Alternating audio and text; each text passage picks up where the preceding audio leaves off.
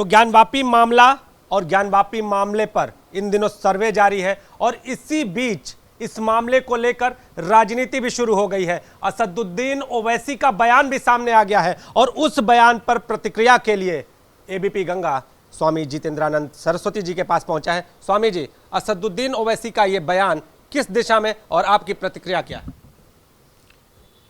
ओवैसी जी पढ़े लिखे और एक जहीन इंसान हैं। संविधान की उनको समझ है। उन्हें पता होना चाहिए कि जिस स्पेशल प्रोविजन एक्ट 1991 की बात कर रहे, वर्शिप एक्ट की, उस एक्ट के बारे में क्या उनके वकीलों ने जो यहाँ पर सुन्नी वक्फ बोर्ड की तरफ से प्रबंधन समिति है इस मस्जिद की, कोर्ट में नहीं रखा होगा, अथवा यहाँ से फैसला आने के बाद हाई कोर्ट में ये विषय नहीं गया था, वहाँ पे वकीलों ने बहस नहीं की थी क्या?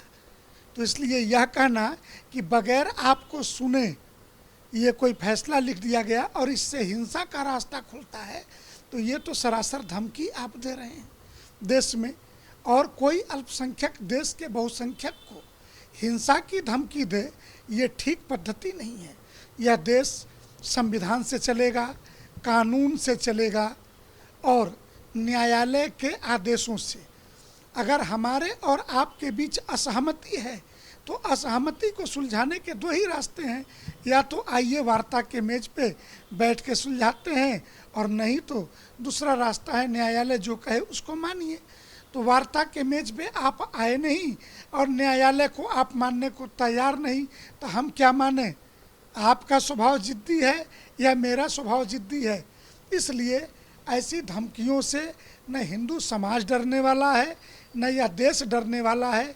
ये 21वीं सदी का भारत है और हिंदू पुनरुत्थान का भारत है। धमकी इसको मानते हैं क्या? ये असदुद्दीन ओवैसी की धमकी है या सिर्फ बयान है, इस पर राजनीति करने की फिराक में है? वो राजनीति कर रहे हैं, बयान दे रहे हैं।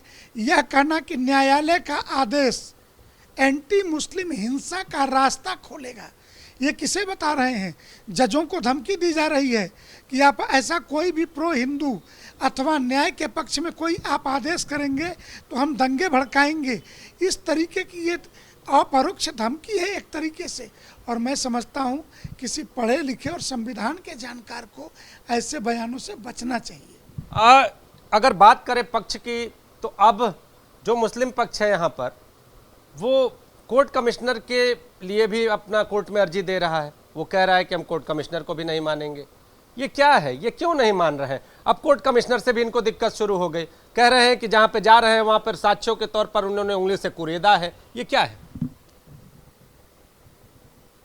1983 में काशी विश्वनाथ परिसर का अधिग्रहण हुआ था। 89 में जब मुलायम सिंह जी मुख्यमंत्री बने, उसके बाद से मेंटेनेंस का आर्डर दे करके वहाँ पे जो कुछ भी पुरानी नक्काशी है, क्योंकि पूरा भवन तो पत्थर का है, तो पत्थर के भवन पर वाइट सीमेंट कहाँ लगा है, क्यों लगाया गया है, ये तो बताना पड़ेगा ना। तो जब कोर्ट कमिश्नर जाएगा, कैमरा जाएगा, तो कैमरा जहाँ जहाँ वाइट सीमेंट लगा करके आपने साक्ष्य मिटाने की कोशिश की है, उन साक्ष्यों को देखेगा कि नहीं देखेगा? ये आखिर कमीशन गया क्यों है? सर्वे हो किस बात का रहा है? सर्वे इसी बात का हो रहा है ना कि क्या क्या निशान है, पुराने हिंदू सभ्यता के अवशेष चिन्ह क्या क्या हैं, कहाँ कहाँ आपने मिटाया है। ये सारी रिपोर्ट जिसे देनी है, क्या वो चेक नहीं करेगा? स्वामी जी, अंदर क्या क्या है? आप भी तो पहले इस मामले को लेकर काफी सजग रहे हैं। अंदर क्या क्या है? ऐसी कौन सी चीज है? आपत्ति कहाँ है इन लोगों को? अरे, दुनिया की पहली मस्जिद है जिसके छत पर नमाज पढ़ी जाती है और नीचे तहखाने में हिंदू पूजा करते रहे।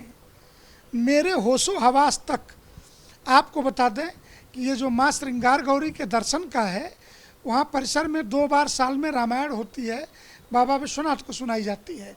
तो उद्घाटन और समापन के दिन श्रृंगार गौरी का विधिवत पूजन, रंग रोगन वो होता रहा है और ये 65 वर्षों से हो रहा है। एक दिन 2 दिन का मसला नहीं, 65 वर्ष।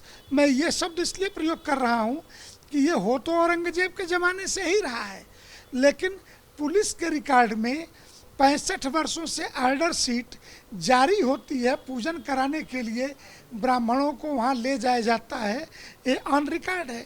और एक चैत्र शुक्ल पक्ष की चतुर्थी को होता है।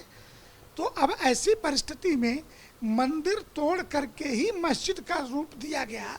मूल स्ट्रक्चर हिंदू स्ट्रक्चर है और सर्वे होगा तो जो सत्य है, सांच को आँच कहेगा, सत्य तो यही होगा ना। हमारी आंख पर पट्टी बांध दी जाए, आंख खुले तो सामने जो कुछ दिखेगा सूर्य की रोशनी में, वही तो सर्वे है। तो सर्वे हो रहा है और सर्वेयर पर कि हमारे मनोनुकूल अगर कोई निर्णय नहीं आएगा तो हम नहीं मानेंगे। ये प्रवृत्ति खतरनाक है, इससे हमें बचना चाहिए। तो अपने अनुसार फैसला न आना, ऐसी परिस्थितियों से बचना चाहिए। इसके साथ ही स्वामी जितेंद्रानंद सरस्वती जी का असदुद्दीन ओवैसी पर कड़ा निशाना, और साफ तौर पर उन्होंने कहा कि जो लोग जानकार हो उन्हें विवादित बयान देने से बचना चाहिए। कैमरामैन विशेष के साथ नीतीश कुमार पांडे, एबीपी गंगा, वाराणसी।